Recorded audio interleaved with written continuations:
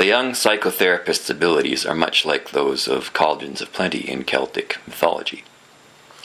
These had to do with inspiration or wisdom, and with rebirth, healing, food production, and the ability to bring people back from the dead.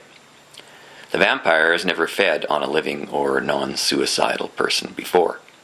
He's generally worked like a scavenger and tried to counsel and give comfort to people who were about to commit suicide. But if he couldn't convince them otherwise, he would wait until they were about to die and slit their wrists as he had done and drink their blood. So he tells himself he's never actually fed on a fully vital living person before, but he's overcome at the possibility of all this abundance and the excitement of it, and he bites the therapist character. Now, she has a regenerative capacity, much like the magic cauldron, and the change comes when the vampire realizes that she produces blood faster than he can drink it. The way that the two interact, the victim and the vampire, is reversed in a sense. The vampire becomes capable of transforming into something which sustains itself by feeding others rather than feeding on them.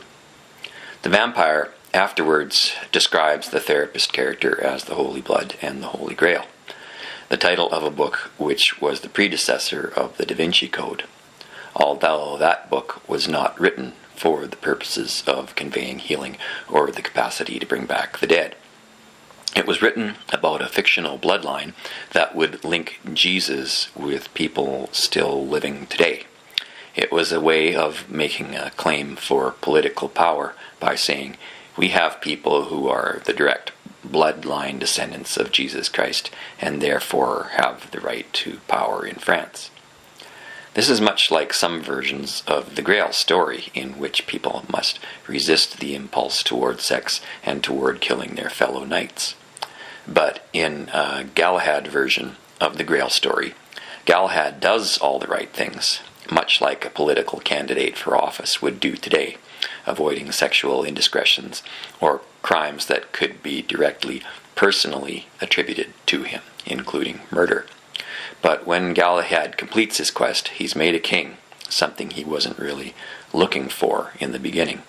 And after a year of that, he's had enough of it, and having seen the visions that the Grail gives to him, he prays to die and be taken up to heaven, and is.